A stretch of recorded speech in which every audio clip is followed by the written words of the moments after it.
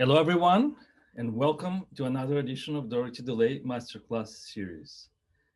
It's a great pleasure to introduce our guest joining from Berlin, wonderful violinist Kolja Blacher. Kolja, you can bring yourself in now and unmute yourself. Hello. Hello, hello, welcome. Yes, thank you. Hello.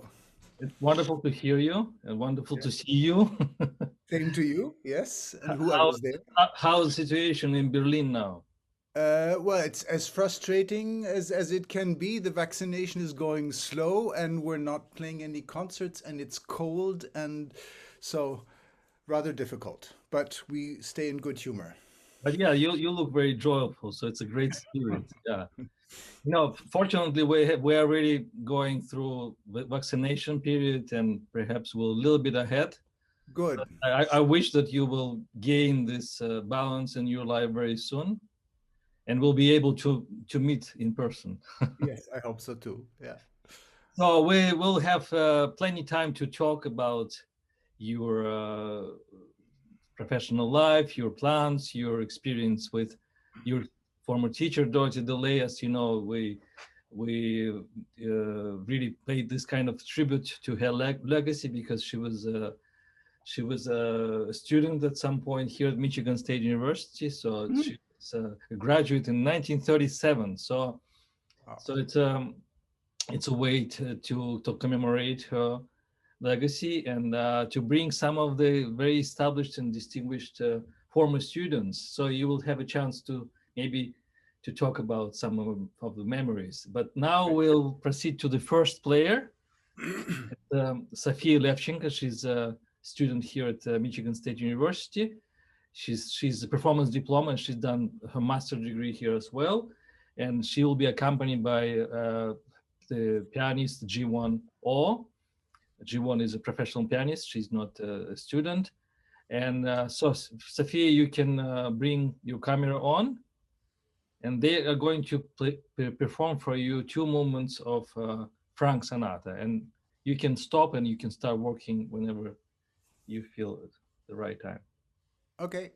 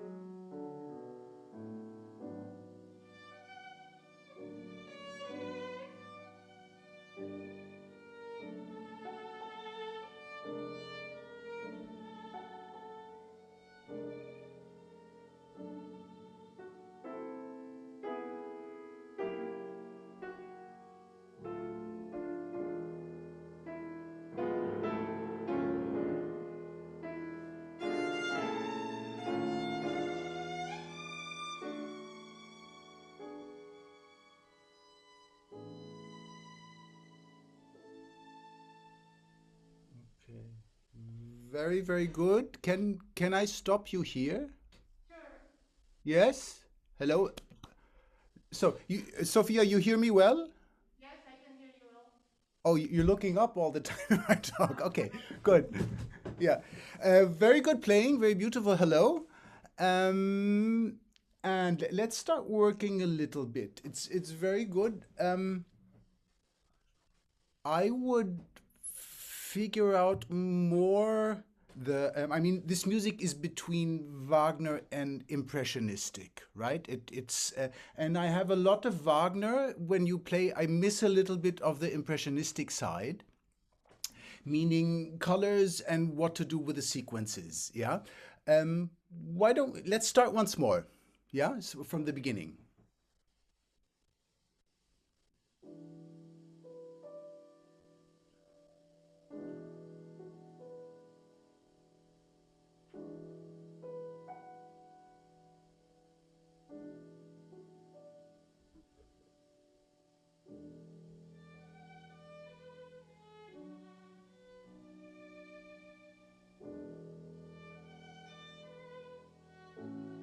Okay, very good. Until here, Sophia. Hello. Yeah. First of all, just a question. I'm just gonna ask questions. Allegretto. How about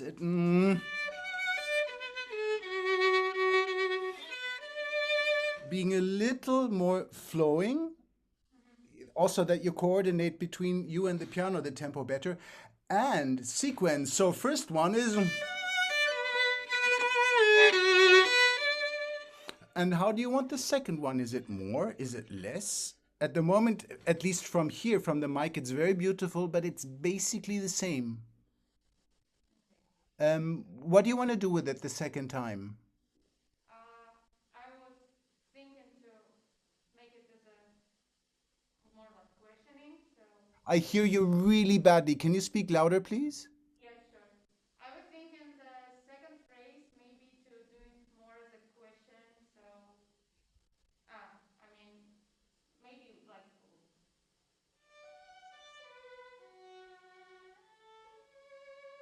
I thought maybe less a little bit at the end. Okay, whatever you do, exaggerate. I'm not getting it yet. Okay? Once more.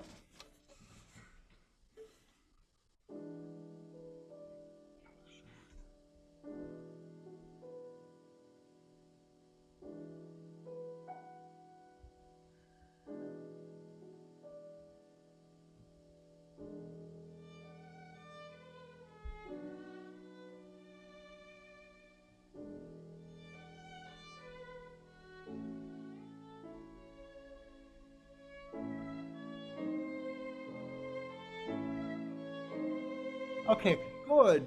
Um, good. Um, you know, I don't know if it's the mic. I don't hear enough difference. For instance, if you go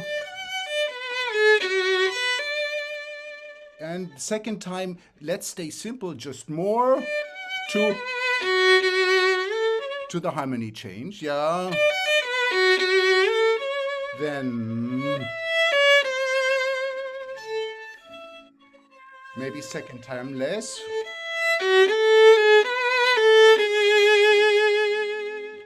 Yeah, I'm not saying that's the only possibility, but why don't we try this and go for the harmonies? Go for the harmony change. Yeah, directly your entrance, please.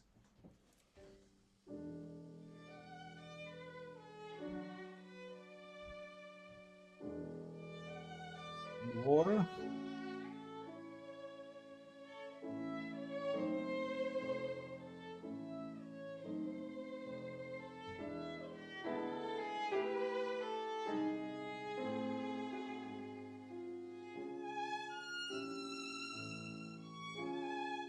Very good. Very good. Very. That's much better. Yeah. So really play with the harmonies, and the tempo is a little more flowing. Um, what would still be nice, which I have to say, spot only visually because this it's internet. Um, I would like to see more, Sophia, if you look, of you really going far to the fingerboard or to the much more sounding point change. For maybe, for instance, I'm quite close to the bridge fingerboard.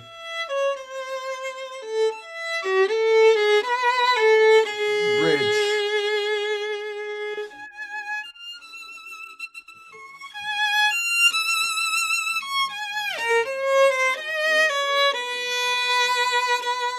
There are much more of these possibilities. Yeah. Can we take the second phrase from there?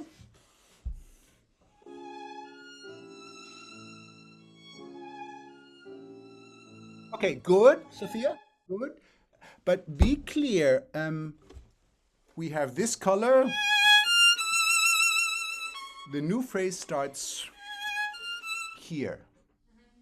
Yeah, don't change too late. It has to fit the form of the piece. Yeah, once more.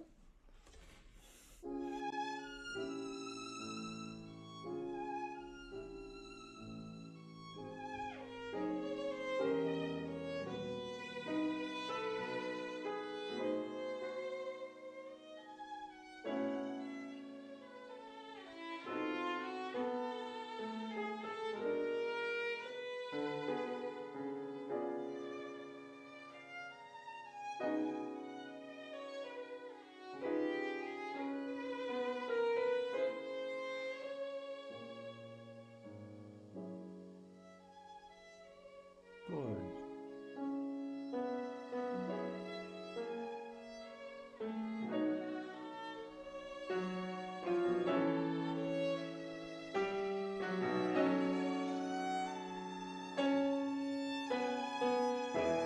Good.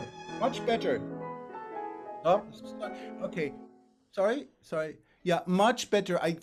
First of all, I see you do this, and I can kind of sense the differences in color. Yeah, and really now you had the courage to really play black. Yeah. I remember as we are on the Dorothy DeLay Masterclass, it's one of the first bow exercises she showed me was that open string, trying to do as many waves as possible. Good. The next thing I want to talk about is you have to be clearer about when you play to a certain point, which means going forward to an arrival point, or you take time to set up something. Yeah? For instance,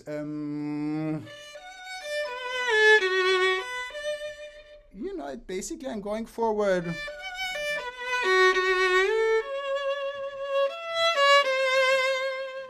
Play late, forward, late, early,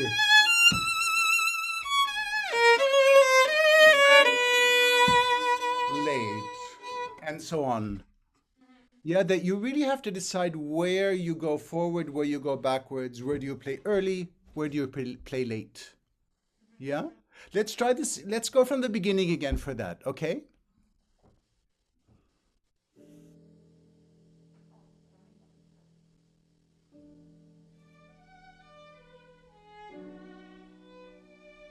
Okay, first thing, right? Sophia?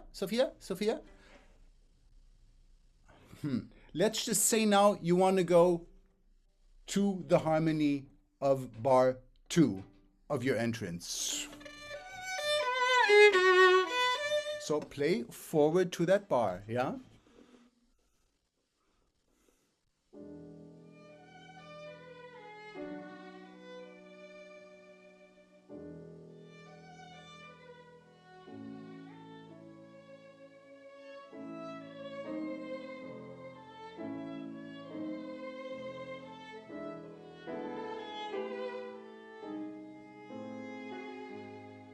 Okay, so wait, Sophia.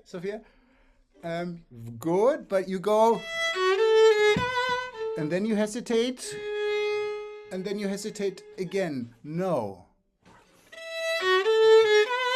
Go there, and then you can hesitate. Okay. Yeah? Let's just try it once more. Good.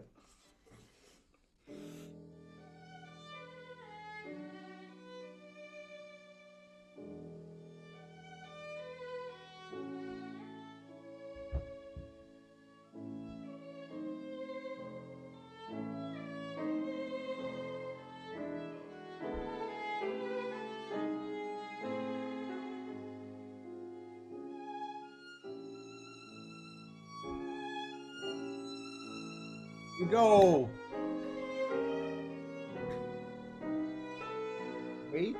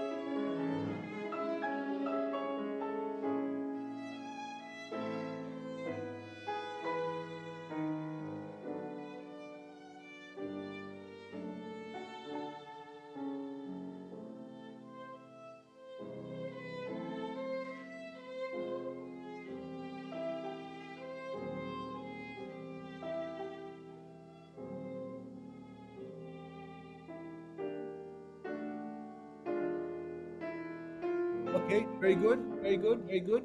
Okay, so let's just do one little more. Wait, we need to go to the second movement in a moment. So basically, what you should look at is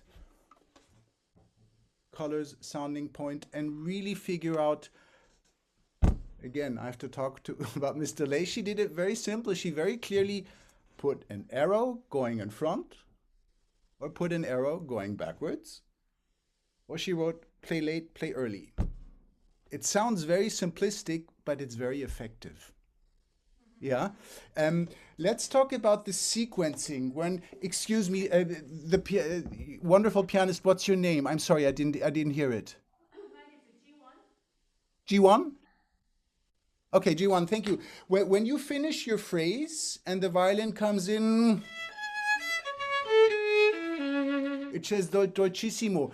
Sophia, I think you can start much less. Then 3 times until you come to the climax. How about again? Yeah, let's do this once more just before B. Finish the phrase.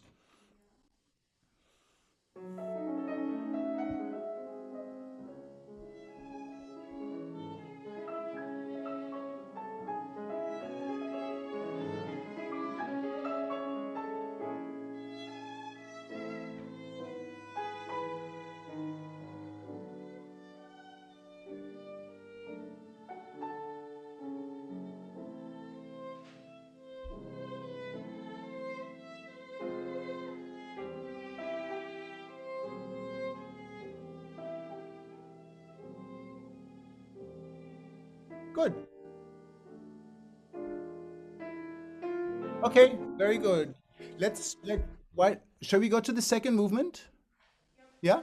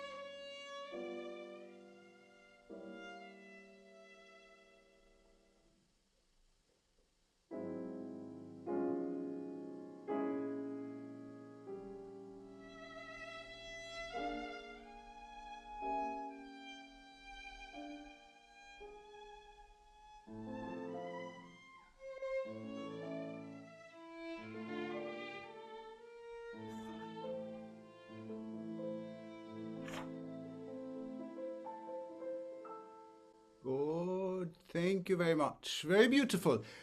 Let's go backwards. Very good. Quasi lento. Talking about colors.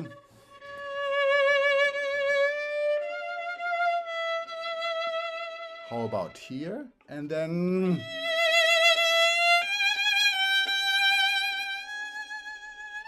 And also, look at different vibrati more. I go very slow.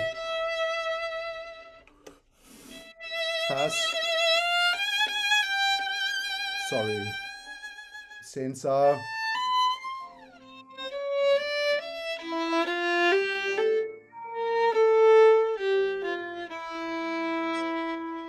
Did you ever hear, there's a recording of this with Ivry Gitlis and Martha Argerich?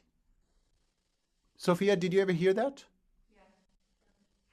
He has the most crazy and versatile possibilities of sound, of vibrato, of non-vibrato, of colors. I think you can use a little of that, you know? Can you just play that, the quasi lento?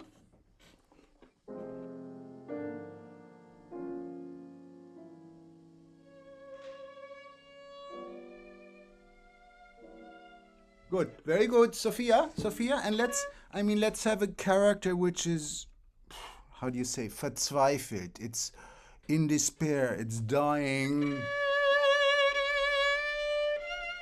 Which means a fast vibrato doesn't fit. Let's have it really doloroso.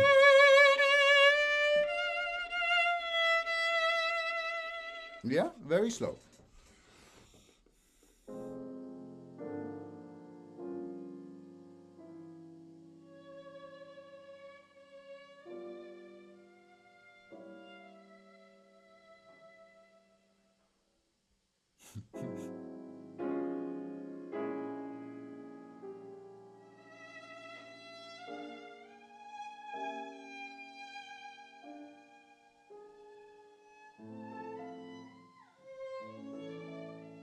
Good, very good. And Sophia, have the courage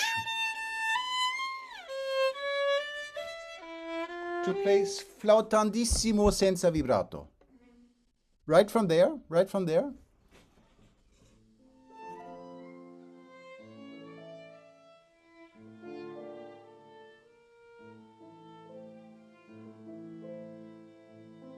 Good. Okay, now and find maybe maybe I exaggerated. Pochissimo. Yeah, once more.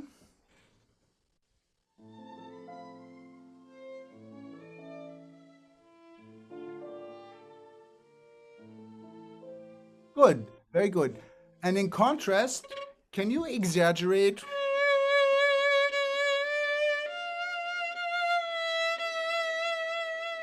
Like slow motion vibrato. Can you do that? Directly? Just violin, just violin. No, slower, even slower.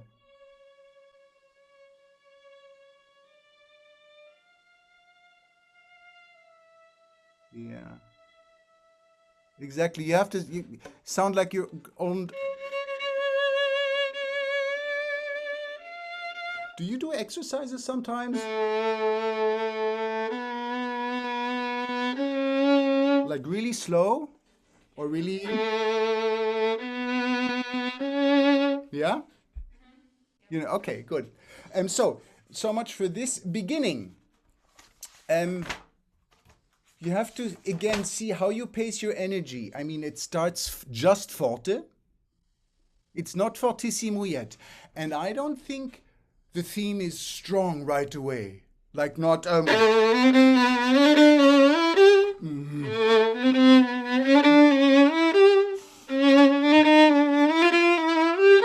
Like it's looking, it's nervous, it's looking for its, I don't know what, but it's not there right away.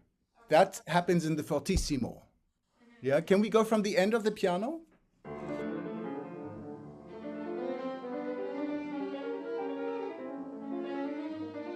Yeah, okay.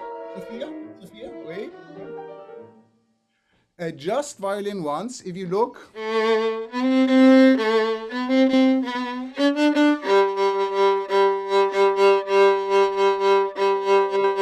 Under the legato, so it speaks and it's not all the same. Just violin once.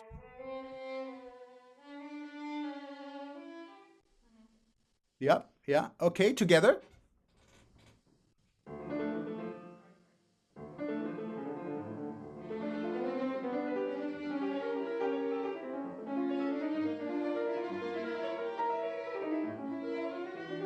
Good. Very good.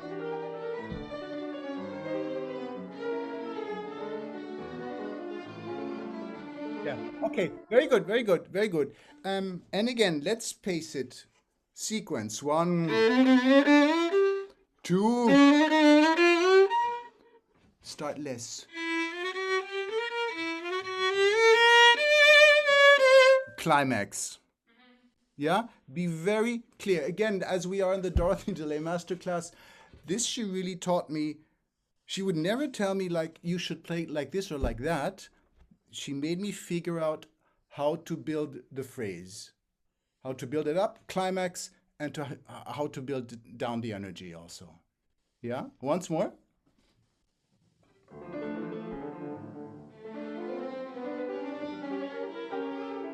More.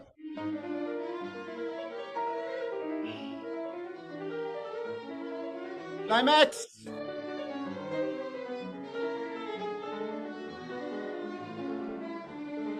Good.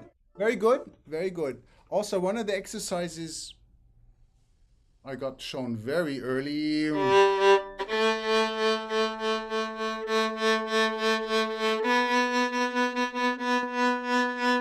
You know that probably. Yeah, like with weight and always releasing. So, okay, let's go on. Your next entrance is Pianissimo. I found it much too loud, and also, look, I would have a very fast and fingerboard. Go, yeah.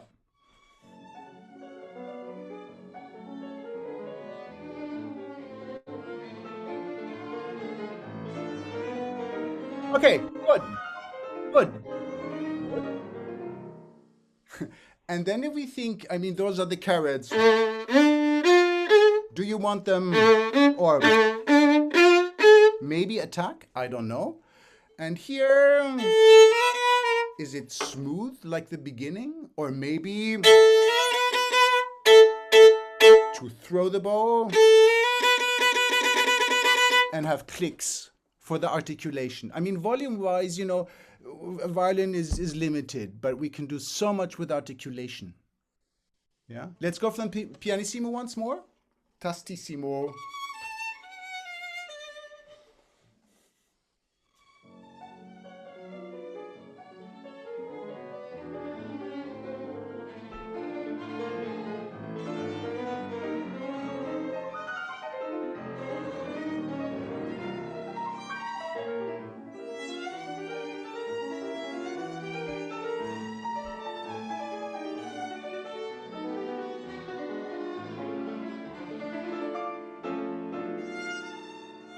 Very good. Okay.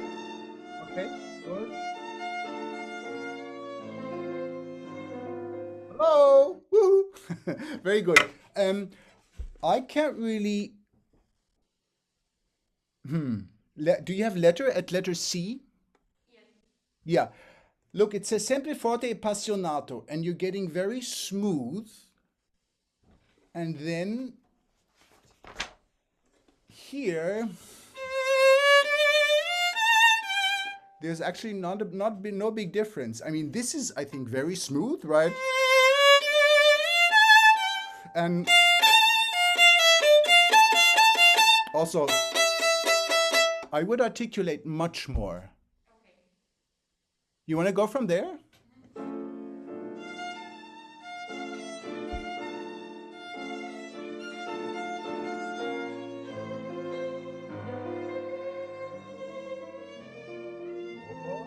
Thank you. Thank you. Yes.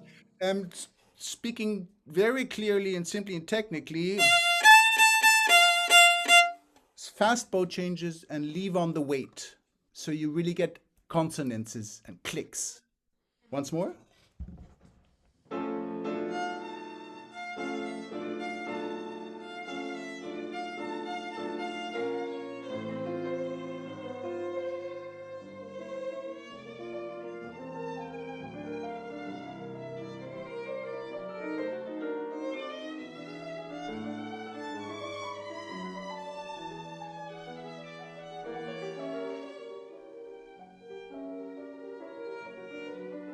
Good.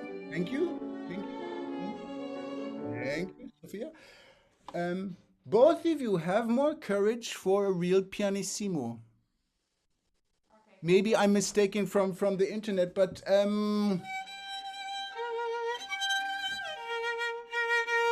again, Sophia, I'd really like to see you here, and I'm sure G1 can handle pianissimo like that. Can we go directly from there?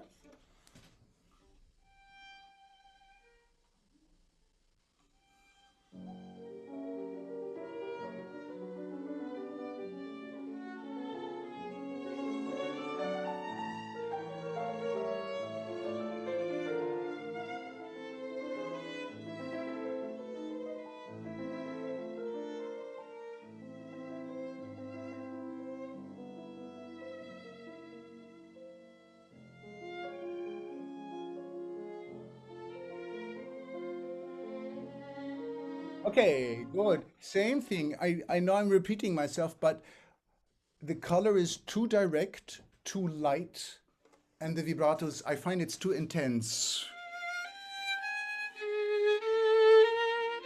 I mean, also with your left hand, if you play really flat fingers for a passage like this, you'll get a very indirect, smooth color.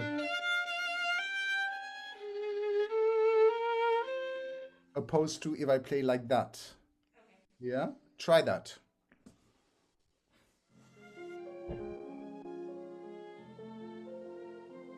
Good.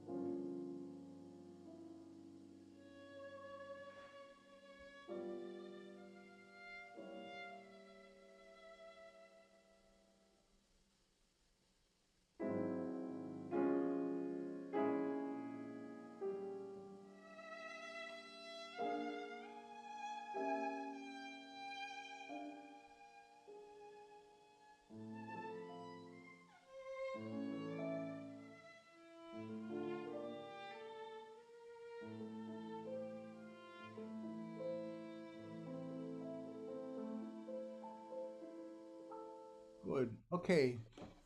Good. So I think that's about what I would tell you. As I said, very, very beautiful.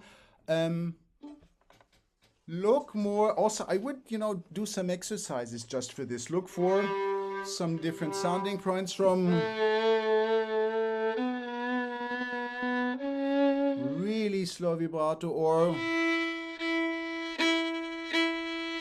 different articulations from and so on. Then that you get more variety. Yeah? Okay. Bravo. It's very good. Thank you. Thank you so much.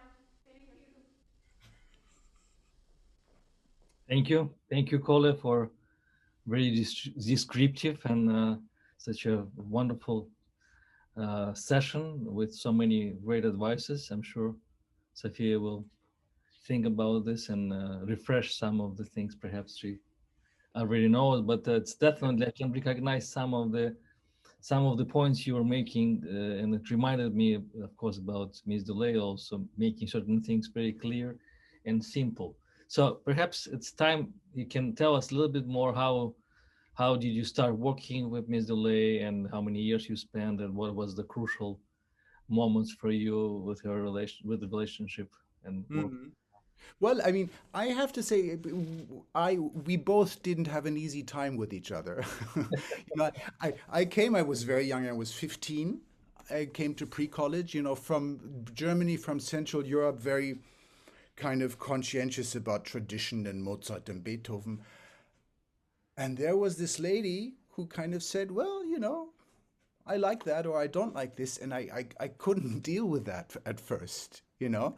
And I didn't really know what to do. And also, I couldn't deal with the fact that, she would not tell me exactly what to do. She would say very little anyway. And it took me a long time to figure that out. And because I was used to this very clear, you do this, you play this a certain way, and then all of a sudden, she said, I don't know how to do this. You find out yourself. And until the point where I discovered, well, she taught all of us to teach ourselves, and she taught all of us to really find our own personality. And if I look back at the class at that time. I mean, so often I give concerts and somebody comes backstage and says, oh, you studied with whom did you study? I said, DeLay. But you don't sound like a DeLay student at all. And then I think, well, I mean, if I look at the students who were there at the time, Mark Kaplan, Shlomo Mintz had just left. Then there was Jimmy Lin, there was Joey Swenson, Ian Swenson, Bobby McDuffie, Nadia Sonnenberg, Peter Winograd, Jaap van Sweden, I don't know, Kurt Nicken.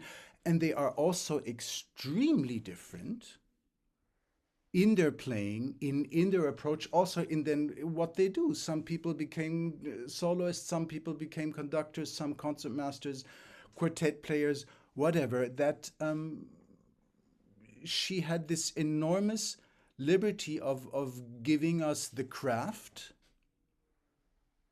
and then letting us find our way. And that took me a long time to find out, I have to say. How many years did you spend? So you were in pre-college and then in college for how many Yeah, years? all, well, I was with her, I think I was with her 4 years. 4 years. And also the approach, I mean, this is going very far now, but I think often she was or she is misunderstood and misinterpreted also in her way that she made people say, oh, she makes careers, or she's just career oriented, or it's not for the music, it's just for the career. And in hindsight, not at all. I mean, there were certain things I remember we had difficulties. I remember after performance class, she said, well, honey, now you have to sound professional. And I said, well, I was 17 or 18. I had played Brahms Sonata. And I said, Mr. Lay, what's professional? So nobody can say anything against it. And of course, I hated that sentence. With 17, you believe in fighting for the truth and so on. And or she would say, also give certain career advices, and she warned us what the music business will be like.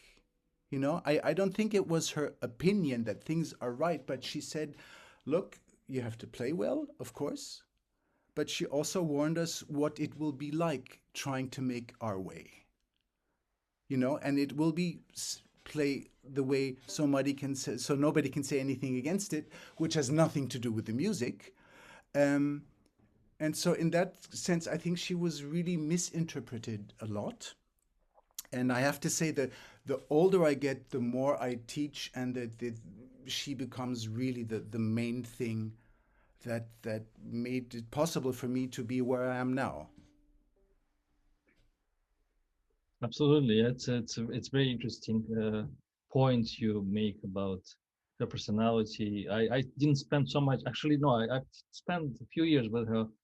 At that time, I think of her career, of her development as a teacher. Since she had so many students, so I wouldn't say that I really spent so much time with her over a few years. I was a Juilliard, but overall, I had very similar impression, which you're sharing. Mm. Important Yeah. thing she mentioned at that time, perhaps I would not understand or take it seriously, but or was against, like maybe you would say.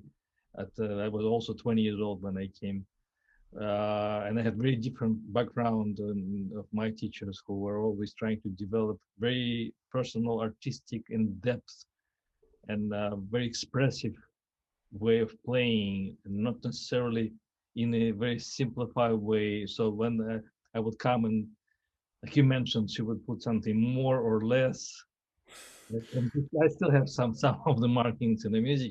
I didn't Mm. take as in the most inspiring way, but perhaps yes, it's important to have both sides, to go in depth and to try to make something perhaps over your understanding or the ability at the moment, always go over the limits, and at the same time be very realistic and to approach things in a way that it's very clear, so you know that there's very objective things.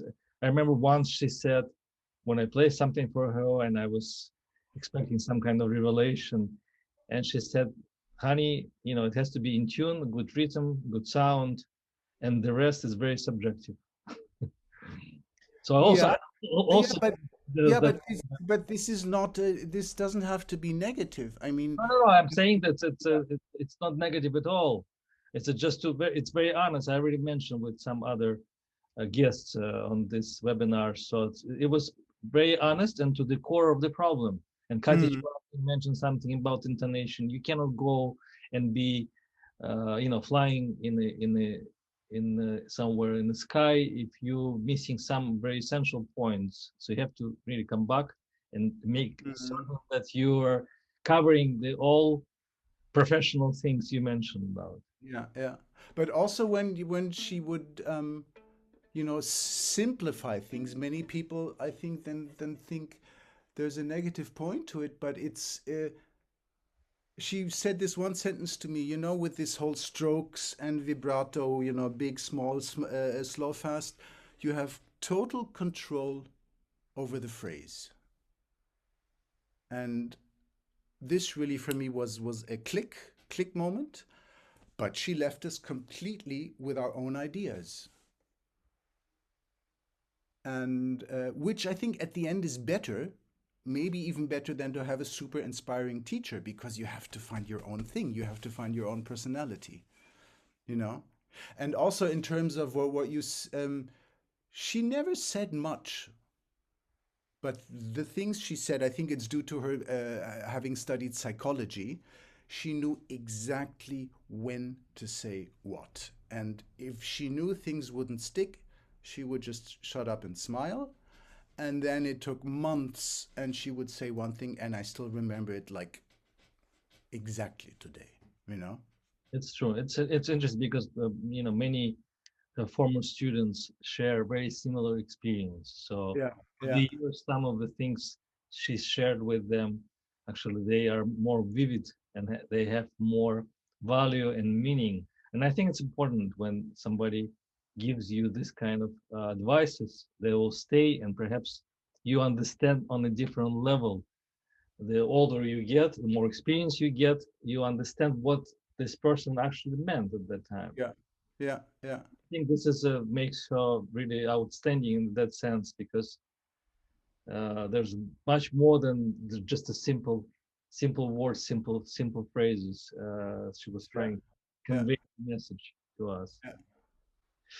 So perhaps we can go on and welcome Daniela Dius. She's going to play Chanson poem. She's Yeah.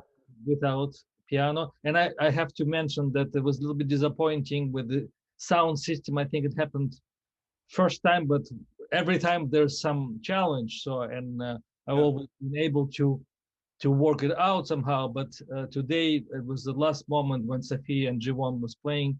You noticed the level of Yeah, record. it's a little bit. I have difficulties Yeah, hearing really precise. Yeah. 20 minutes trying to figure out what was the problem. And it's always, with this technology, we always learn new things. And in general, in all past webinars, we were able to solve the problem before the webinar starts. But unfortunately, today I was not able to run back and forth from my office to the auditorium to do this. But Daniela will be joining us from the different room if Daniela hears us, and hopefully it will be different sound. Okay.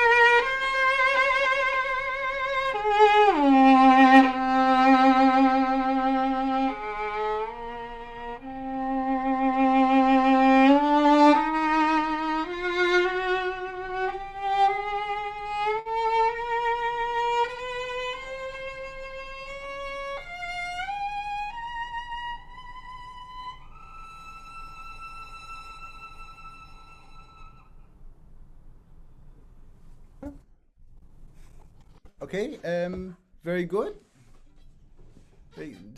Can you hear me fine, Daniela? Very well. Yeah. Okay, you're a little soft now. One moment. Okay, good.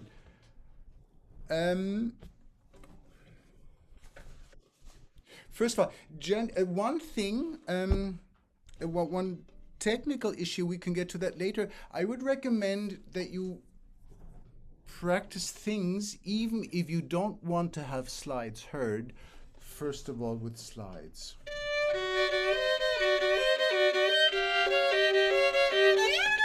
Or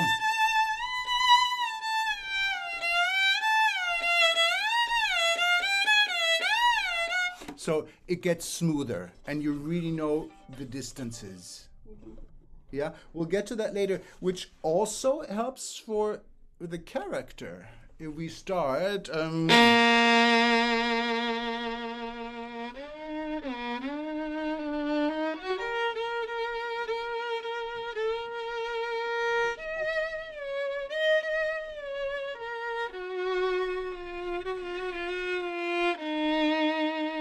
this music, like a singer. Yeah, you know this. There's a story to this. Yes, yes. Yeah, of this, I don't know, some Indian love story, princess or whatever. So Right. we can have a lot of pictures and we can have a lot of nice things there.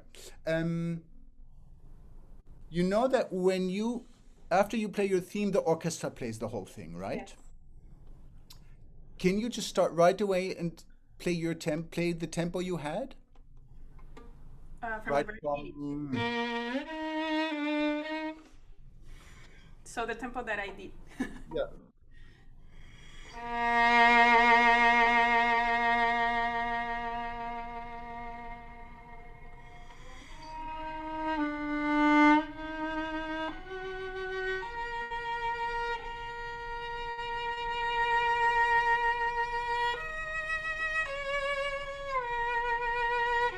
Okay, very good. Very good. I think that's a very personal opinion. I think it's very slow, and if I imagine the whole orchestra, Okay. it might be a little slow. But this is for you to decide later. One thing, you know, on your first B flat, bum, and there's the timpani, bum. You play very. Wouldn't it be nice? Misterioso. How is this different?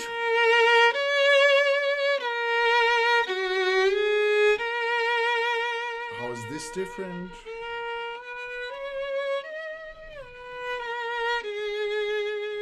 Aha, what happened? And so on. Yeah? So start more misterioso, find different characters for the different parts of the phrase. Yeah?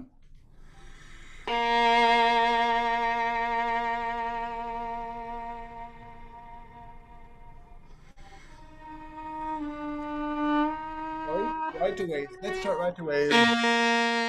Fingerboard, but sound. And I want to hear that. Okay.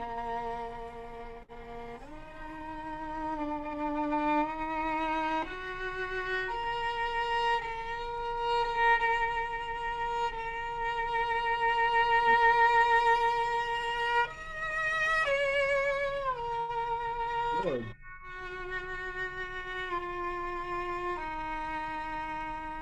I'm still a little bit slow. I don't know. It's very I just slow. shifted. It's very slow. Sorry, But look, this is okay. This is okay. Let's stay in this tempo. You can change that later.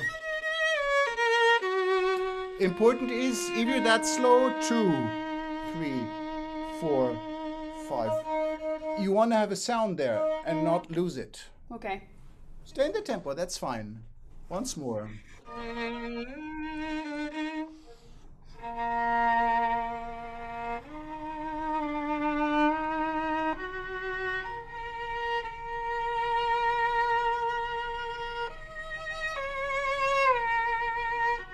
Good. 1, 2, 3, 4, 5.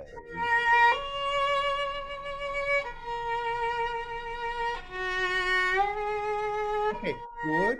Daniela? Shouldn't this be more different than what you did before? Again, let's be very simple and very clear. Should it be louder? Should it be more intense? Right from there.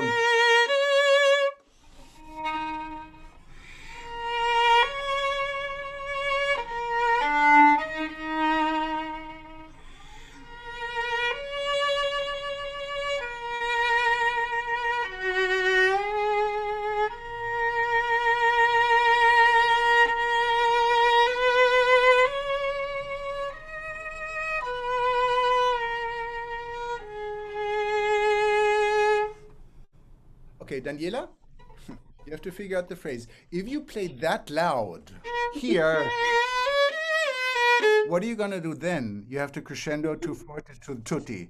So either, it's looking, there are always more choices. Either you go pianissimo and then crescendo, or stay down. And then, okay? I'm having a hard time because I'm actually playing super soft, and I don't know if it's the mic that is putting it out so much, or... Well, maybe we can ask Dmitri to turn it down then. No. Okay. I will turn it down a touch, and you will let me know. Okay. Let's go from... Can you turn it that I see? Exactly. Thank you.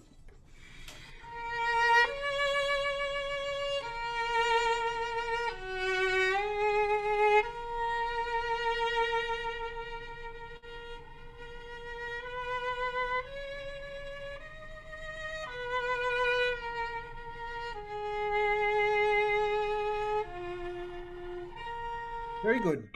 Daniela? Excellent. Just make sure,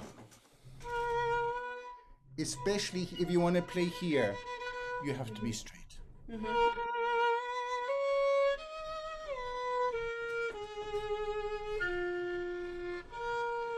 Otherwise, it doesn't carry, and then you start playing loud again.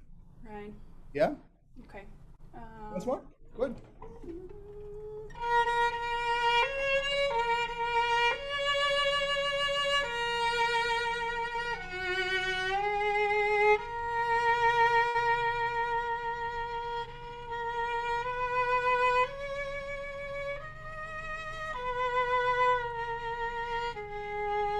Good. Daniela, two more things. First of all, the second thing, when you have to have a high elbow for a pianissimo. Right. This won't work. Right. Yeah? Once more?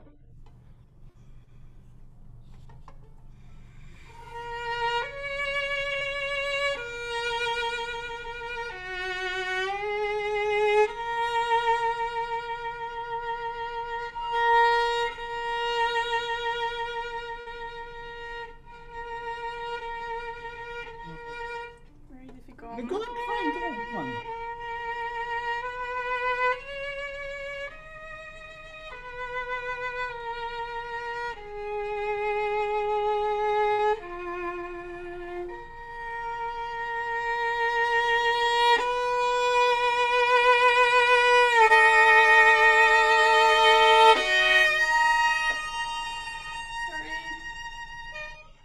Don't say sorry, just don't play. If the fifth doesn't work, don't play it. Look, I played for a moment, and then I stay. If it's fine, I stay. Okay, no big deal. Very good. That's much better. Another exercise DeLay gave me very early in when I played there. Do you know that?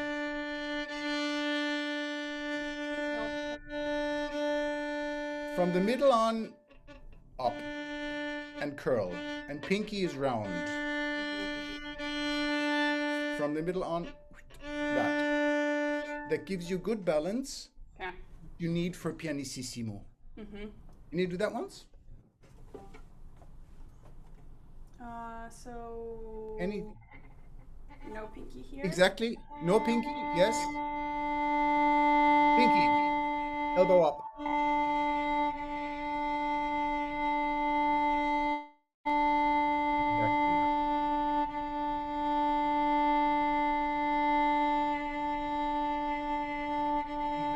And there, look, if I stay down, I'm exaggerating. I'll have more weight. And also look here, I think tip in that direction. Yeah? Mm-hmm. Okay. Tip, tip.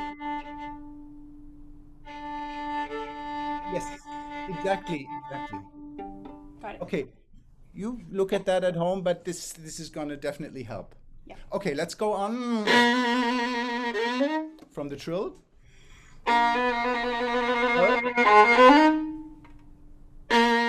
I mount a layer. So yes, delay, no delay.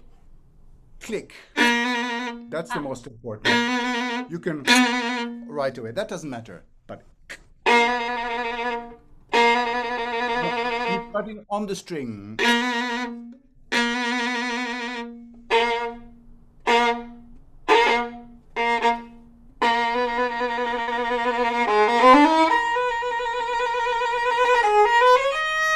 Good.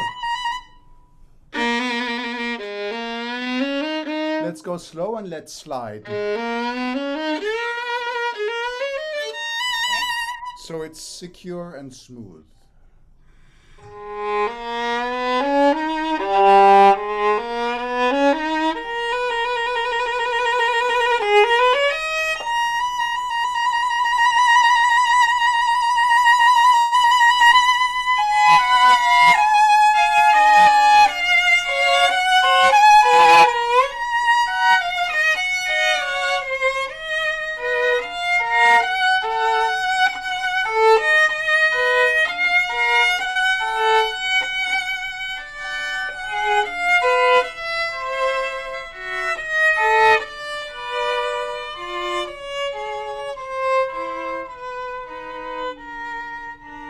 Very good, very good.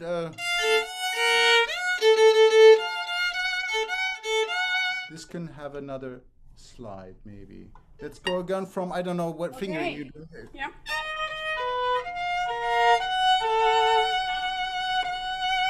Yes. I'll definitely. Yeah, yeah, let's go on. Yeah. I mean, any singer, they would do that, right? Yeah, let's go on.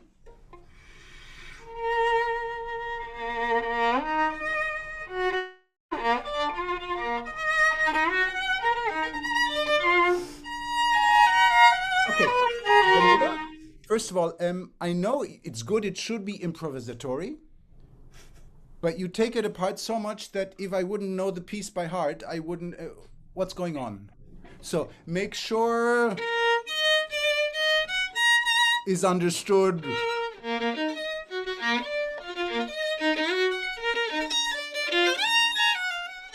Especially, you have to go there. Yeah? Once more from...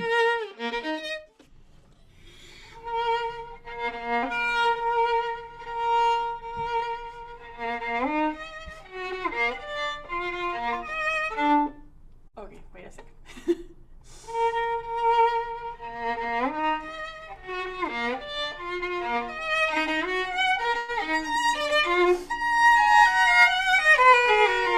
Much better. Daniela, it's in the rhythm. Be once, let's be a little German pedantic and play what's written. Okay.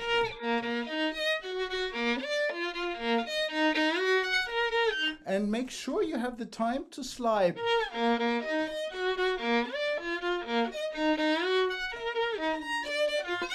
Whatever fingering is yours, that's, yeah? Okay. So just in rhythm.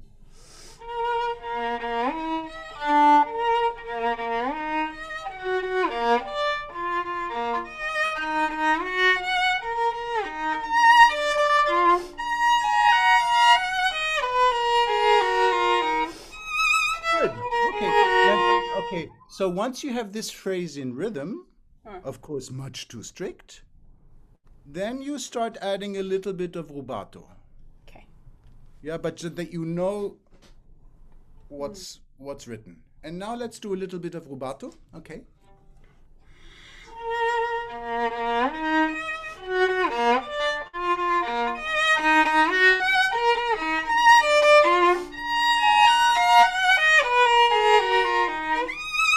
Good. Okay. Daniela, another thing. You know what rubato means? Yes, but I don't know the right translation, I guess. Well, but Steal. thank you, Dima. Exactly, to steal. If you steal time, you have to give it back. Right. So, I steal time.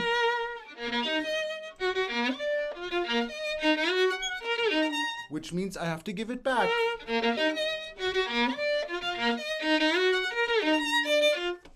You understand? Yep.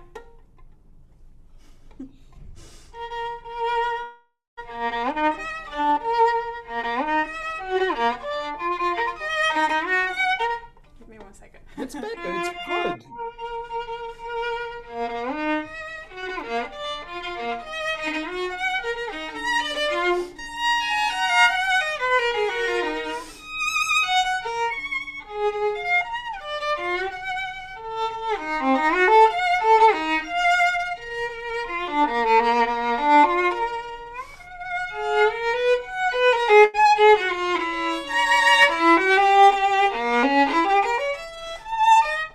No? It's good, it's much better. Wait, Sorry. wait. Well, now that you stopped, fingering suggestion. Look.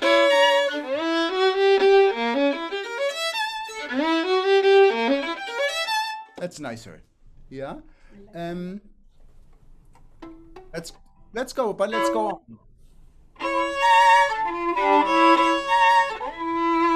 Yeah, exactly. Wait.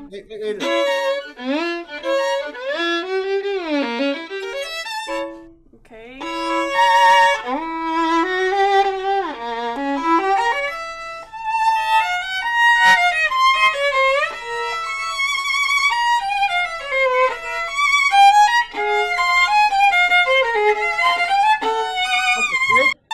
Daniela. Let's go slow, and again, let's slide.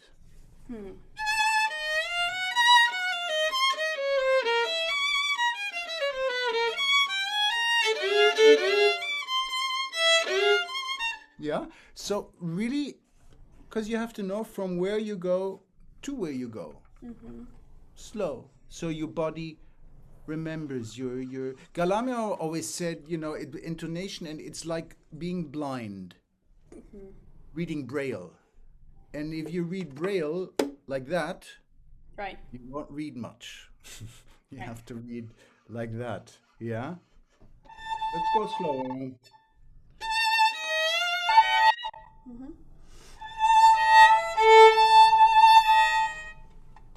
Okay. Sorry, I'm lost.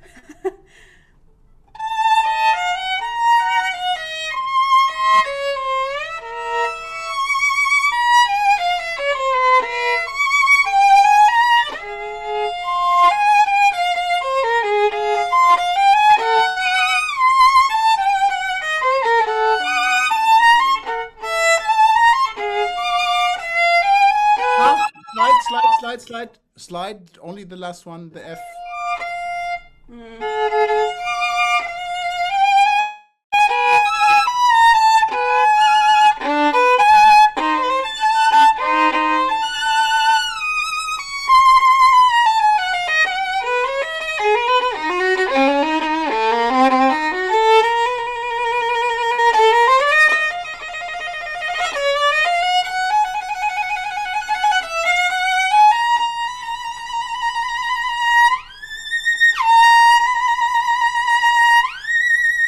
Yeah, that was good. Also, be more conscious of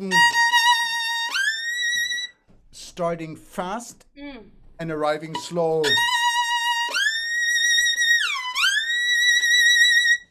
Okay. That's, Oops. but it was good. It was very clean. But we want, yeah?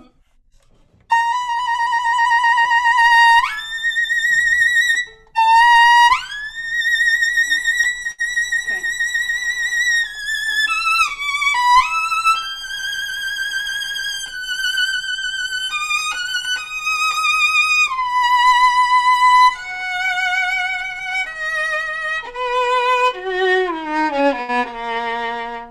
Good. And, you know, going a step further, not only just looking at shifting as hitting the right notes, but as a form of expression.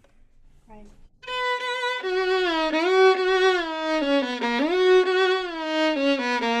It can be done a million ways. Whatever. Right. Yeah? And then we get away from this, oh my God, a shift, is it going to work? You know, but what's the expression? You can leave even. Or a little cleaner in emotion.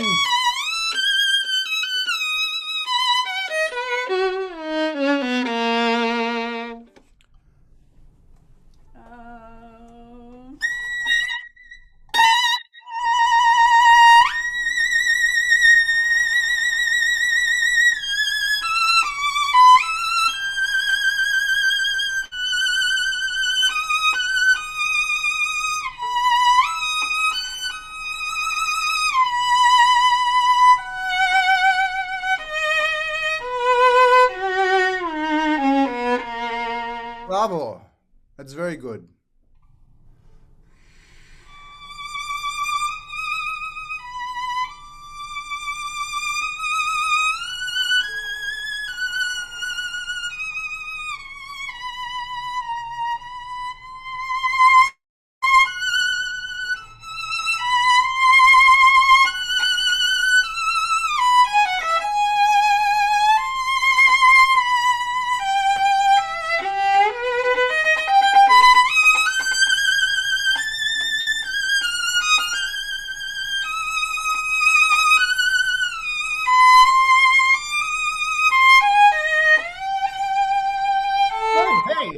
Wait. Yes, exactly. But you seem to feel much more comfortable with this now. Do it back and forth. Okay. Do that. I just want to find a way that is not so, you know. I know, not so schmaltzy. Of course, it's over schmaltzed at the moment. No question. But do this first to feel good and secure and safe, and then you can reduce it. I mean, what I would suggest, whatever shifting exercise you're doing, do you know Yoast? I've heard of it, but I've never done just. Well, to have heard of it doesn't really help. You have to do it, you know. Those are really good. And for instance, you could do them, you know. So that's a slow shift. Too schmaltzy. Then you go later and faster. That's not schmaltzy, but it's safe. Yeah, so then already in shifting exercises, you add different characters through the speed of the shift. Yeah? So let's go too schmaltzy. No schmaltzy, or let's say little and Mozart. Okay? Just that.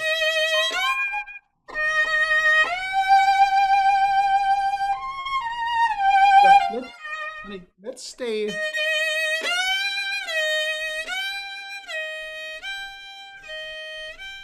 Different shifts.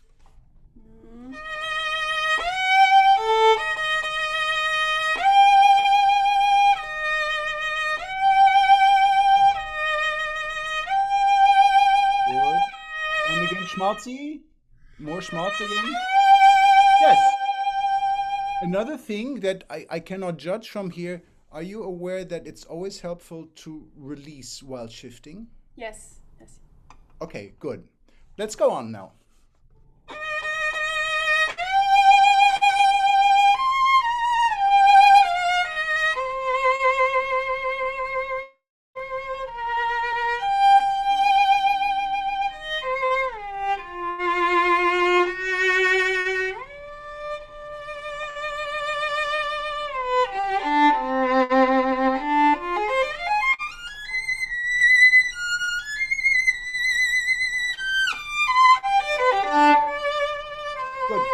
very good.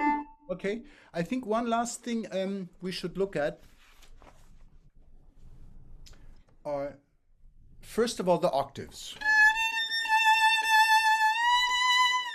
What always helps also is to have much more sound on the lower note, and just take a shimmer for the high note.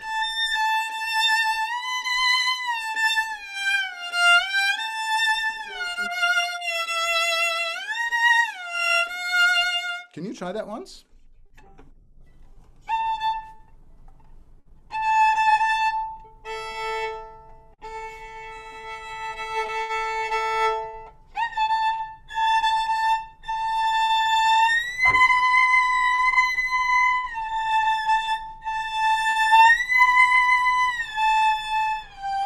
Daniela, what I also do in the beginning, Daniela, I always start with a lower note.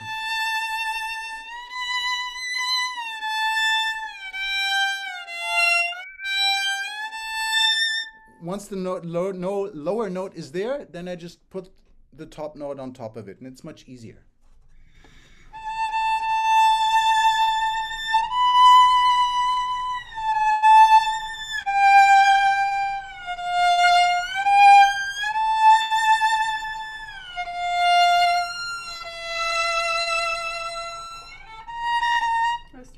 I would stay 1-3, 1-3. Yes.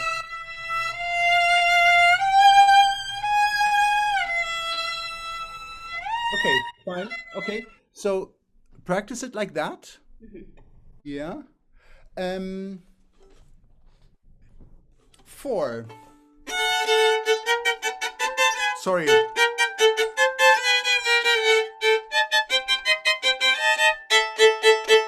You need a little more grip for every note. You do that once? Yeah. I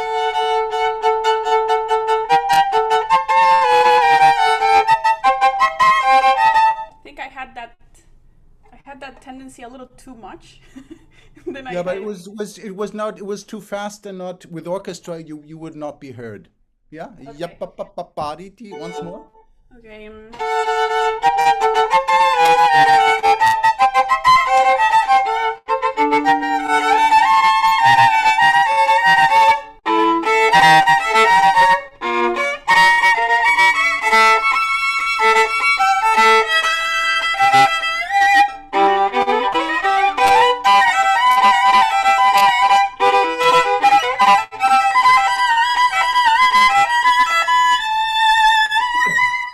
Much better.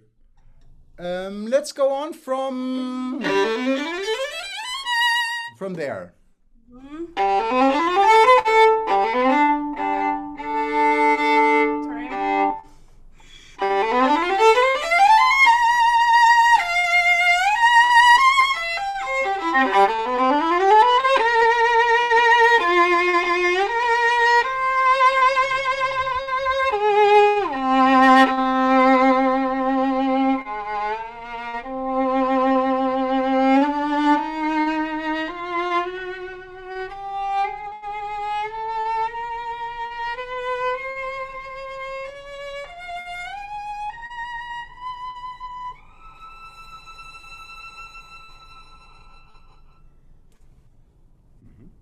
You went okay.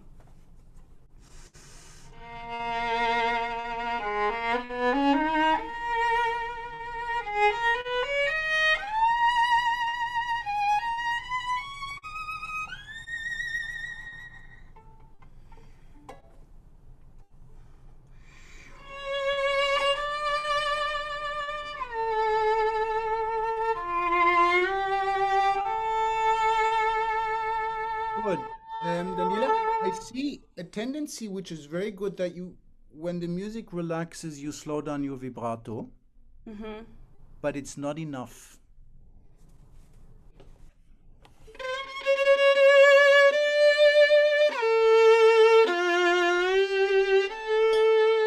I'm exaggerating.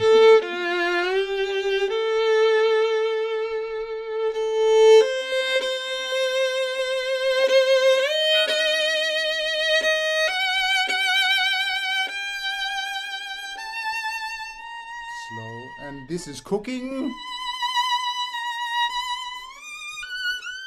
Yeah, so try to find more speeds with tension or relaxation of the music. Let's go from there.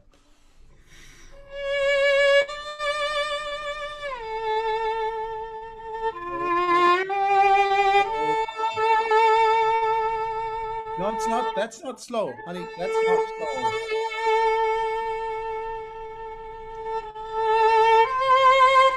Not yet.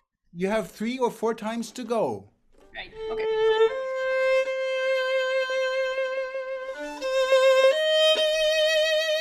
And now the fastest. Relaxing. Yeah?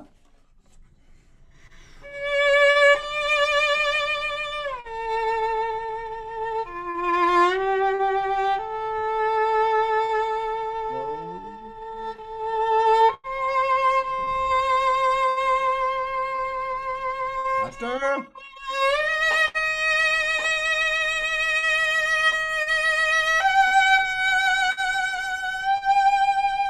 Slower.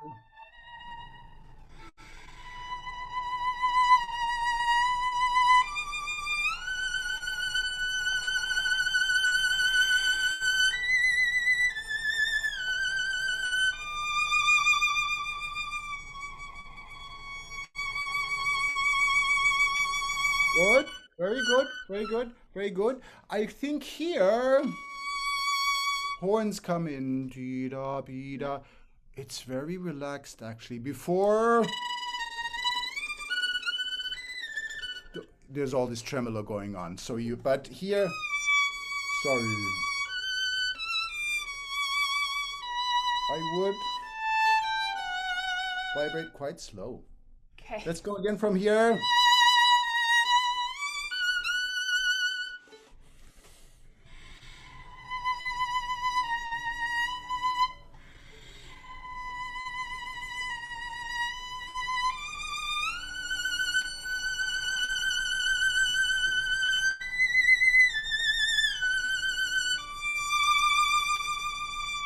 And slow.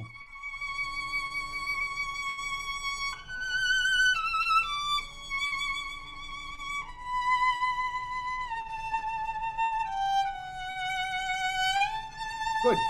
Yeah, Daniela, find the courage to have a slow vibrato. It's still not Yeah. here. Yeah, let's even if it sounds ridiculous, just try once.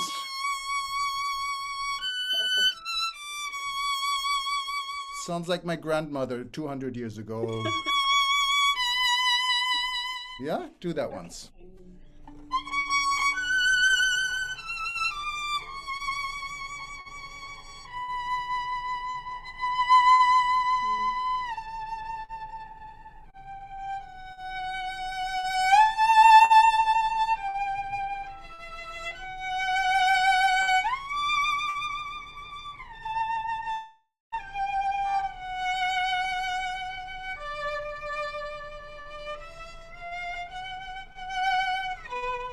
Yes. Good. But it adds so much character. And if you're hesitant about playing like this, you should play in a hall or you should listen, Right. have somebody listen in a hall. Right. And what sounds at your ear, you think, oh my God, this is ridiculous. At the end of the hall, it sounds normal. Okay. And this, which we all think at the ear is fine, at the end of the hall sounds rather small. So, yeah. I don't know how much, Dima, you just stop when we should stop, otherwise I go on.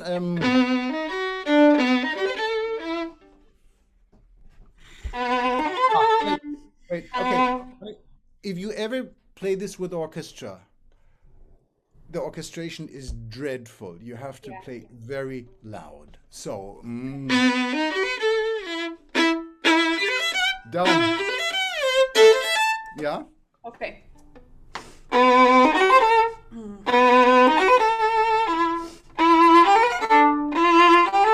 Oops.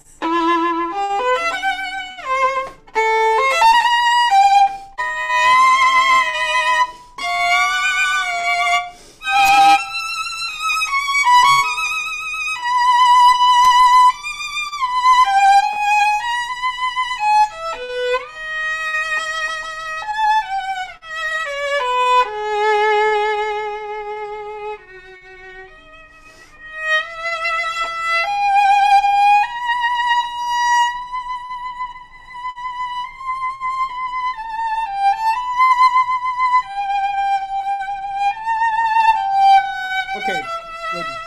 Right, much better, Daniela. I would be a little stricter with where you put your eyes. Yeah, and sometimes with movement, I'm not against moving at all, but if it doesn't help, it doesn't help.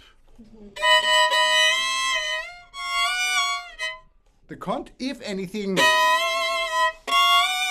you want more sound, and where you wanted more sound, you went away. Right. Yeah. So if at all, push up the fiddle against the bow. Once more. Also here, not, yeah?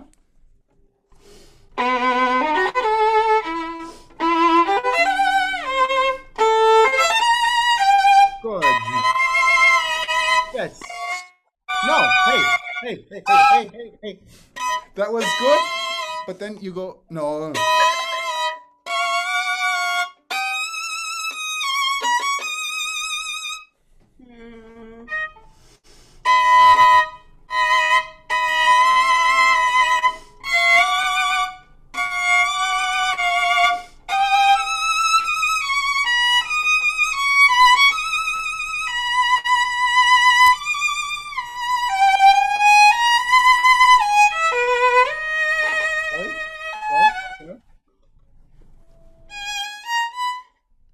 Do it with a bow arm, not.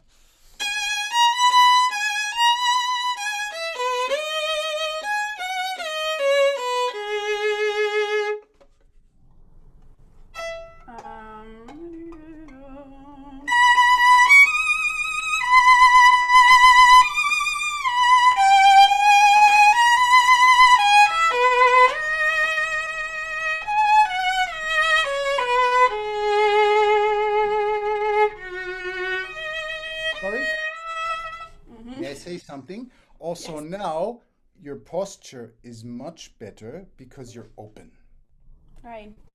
You were like, exactly. It sounds much better. This is natural. You're not in this situation anymore. So check that out also. Yep. Yeah. Fingering. I would go up there.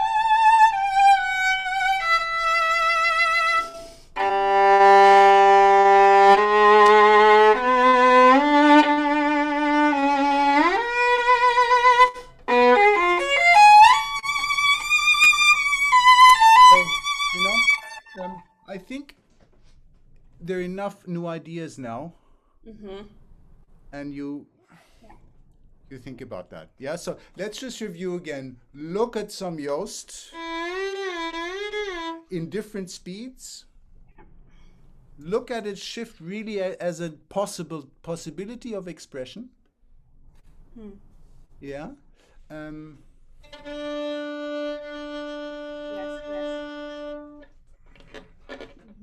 Yeah, and this really helped you a lot. Okay, very, very good. Bravo. Thank you, Master. Appreciate it. Yeah, okay. Bye. Thank you, Kolja. Wonderful. So I thought to stop now because otherwise it's too much. She has enough information now. You gave so many wonderful advices in terms of the variety of the vibrato, to use the slow and wide, and so of course it's just some simple tools can be very expressive if one learn how to use them in combination with all the emotions, and I think it's something I would like to ask you, because actually Daniela mentioned that she heard you perform Beethoven concerto a long time ago live with Abbado, because Daniela comes from Venezuela. She was part of Il Sistema, Hmm. You can share that experience, Daniela. I was No, no, actually I never in the played Beethoven orchestra. Concerto with him. I did the Romance. Oh, sorry, Daniela? I was actually playing in the orchestra that accompanied the Beethoven Concerto in Luzern. But that was not Abbado. That was the young guy. Not come on. There are two. You Diego? have two. Hmm. Diego Mateus? Exactly. It was with Mateusz. Yeah. Oh, okay, okay. Okay. Yeah. Yeah. Yeah.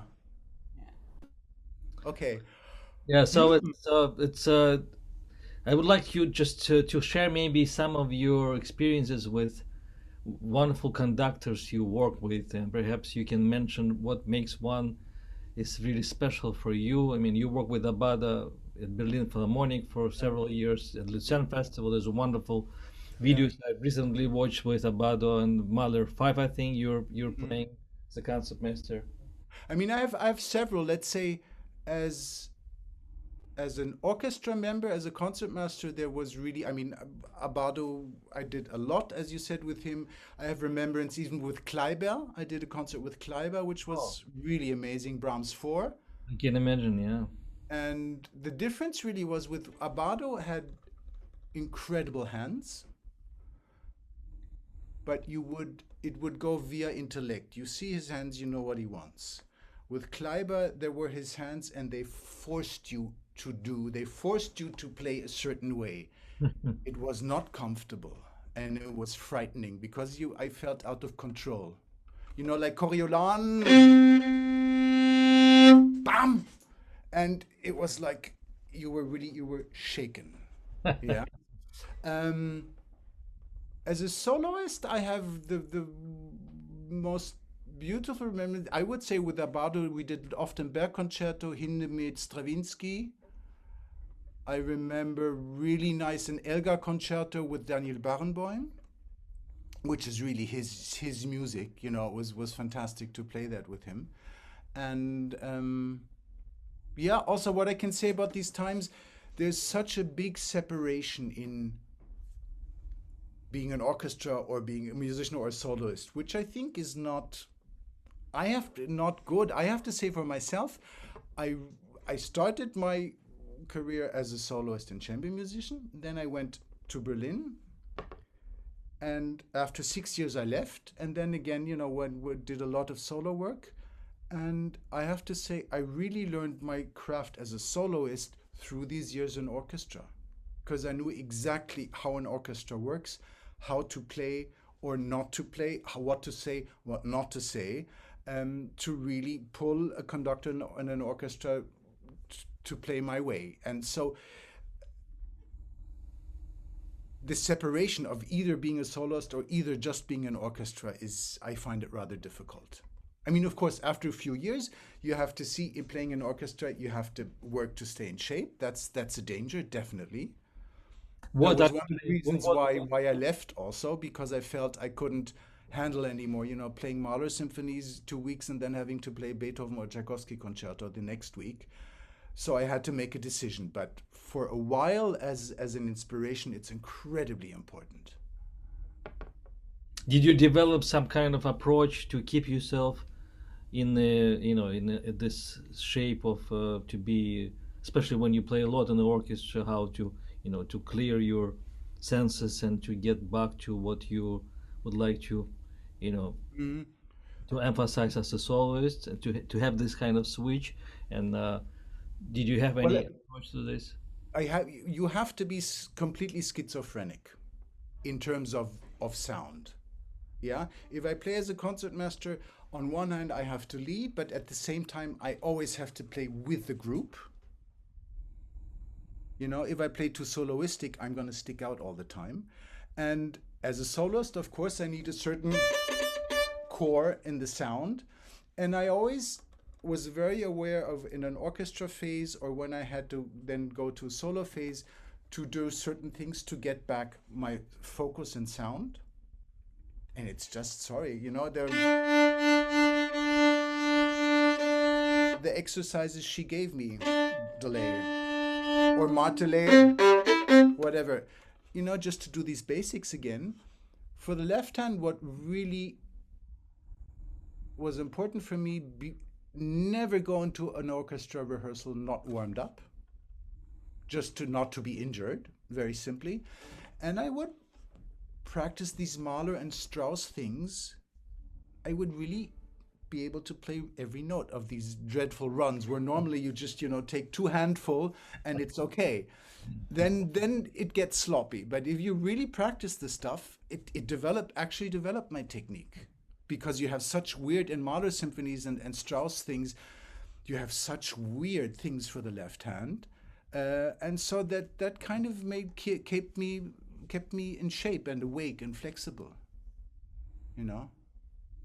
Yeah, it's important that you mention. I know some of the young musicians who were finally fortunate to win a position in the orchestra, and they were starting getting a little bit lazy in terms of the preparation for the rehearsal, and then immediately they had some issues with their hands, and they felt that they're in pain. So they learned hard way. It's important that you're mentioning this, that we have to warm up, not just to feel better, but it's important just to physically to be ready for the challenge, especially if you play in the orchestra and you have to sustain long hours of rehearsals. And exactly. And as a tutti player, you don't have the time to practice everything, because you have so much stuff to do.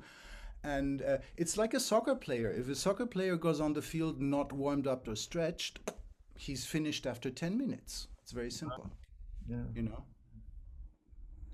I wanted to ask you, because you have been teaching already for many years and in different schools. Now you teach in Berlin Hochschule, right? Yeah.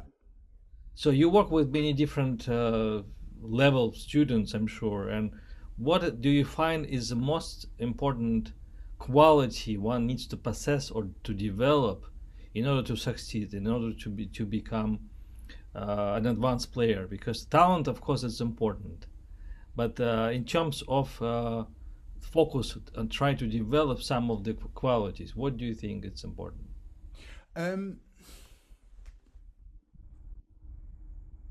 First of all, I think what you need for the job market today is much more flexibility than it was in my time. There was a clear separation. You go into orchestra, you become a quartet player, or you become a soloist. Today, you need to be everything. You need to be able to, to play soloist. You need to be able to, let's say, lead a bigger orchestra or a chamber orchestra. You need to be able to do good chamber music. So you need to be able to do Baroque music, early classical, as well as modern. These specialization fields are gone. You have to be able to do everything. That's, first of all, that changed a lot. So I try in my education really give them every aspect. And okay, nobody knows where they will land at the end, but to show them every field, that they know what's to be expected. And when you say talent, again, I remember talking to DeLay about talent, and she was, I think, very skeptical of the usual talent thing, like, oh, it's in the blood, or it's in the tradition, or she just said, talent is good experience at the right time in the right way. Talking about, if we look at the big traditions, if we look at old Russia, it was the only way to get out of the ghetto, as of course being as a Jewish violinist, Then, so you had this huge wave of incredible players. Then you have, and still have, a very big Asian wave, which were all the immigrants that came to the States, which is and I remember talking to her about that, and she was very, so I think talent is, or let's say it's the talent for discipline. And I see with my kids, of course, they're talented, but the ones who go far are the ones who just keep going and keep going and keep going.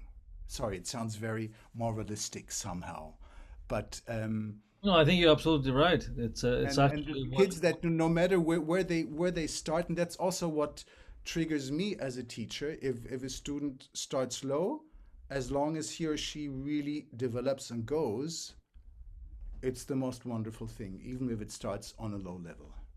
Right.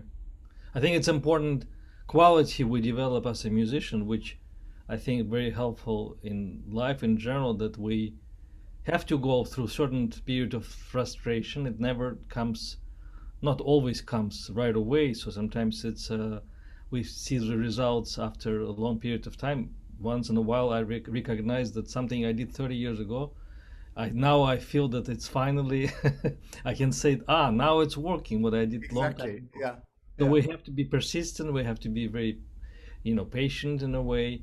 But I think it's important to develop some kind of vision, so we know what we're trying to achieve. At least we have some kind of goal, musical goal, when we work, especially on new piece. And I think as teachers, it's our also something we perhaps find necessary to help to develop for the students. So it's not just a repetition, because I think it's much more productive when one is even without the instrument, just with music or just singing in Mm. a head or loud, can imagine how ideally I want this music to be heard. It Yeah. means by some kind of bonding with the music.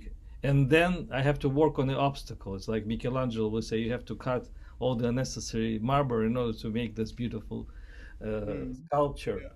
And Yeah. it's the combination of being very creative and being very critical. This, I think, it's a balance which is very hard to sustain, because we Mm. have to find a joy in what we do on a regular basis, and at the same time we have to be very, very clear and in sense not rational, but we have to be able to hear all the imperfections Yeah. and Well, not but for me, the not to most be important completely thing is upset about this.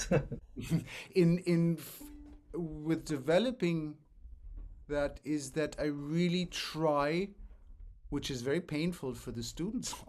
I let them swim until they, and I won't tell you how you should play this piece. I give you, some of the style in which is written, maybe some information, but at the end, you have to analyze it. Another thing, of all the teachers I've had, except Miss DeLay, which were all considered, great musicians, like, I don't know, Chandra Veka, which she was fantastic. She was the only fiddle teacher who said, okay, analyze the piece. How long are the phrases? A, B, variation, motive, whatever. She was really, and very, very few violin teachers even do that. So I try to let my students really find their own way in the concept. And then when I feel they have a certain idea, then I just try to help.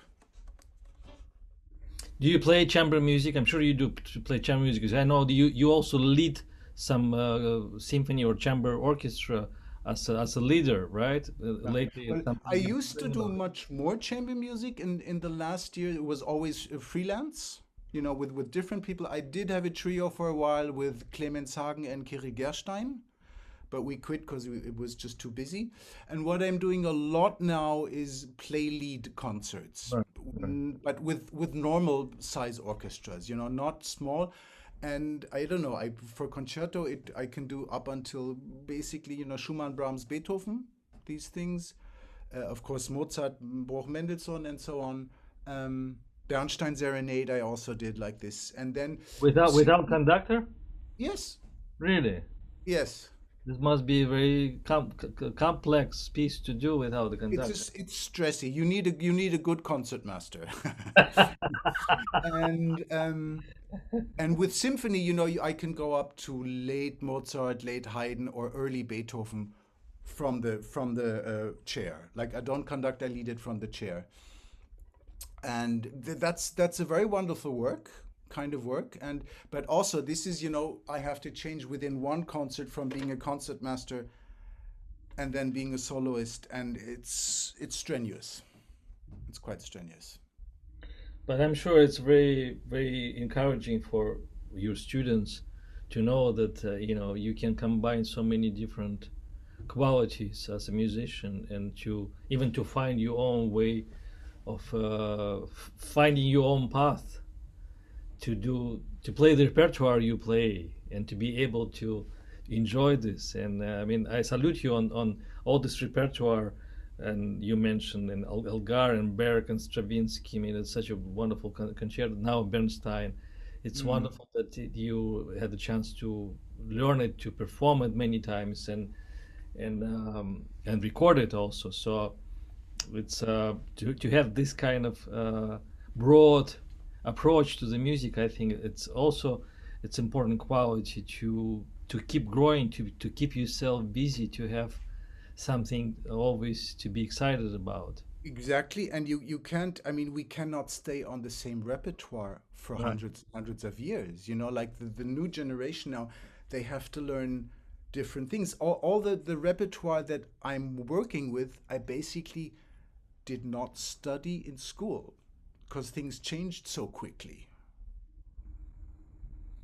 Right. You know, I did Lalo, Wieniawski, of course, Tchaikovsky, you know, all these things. But, you know, Berg, Bernstein, and so on at that time, Schumann, nobody's, I had to do that all myself, kind of.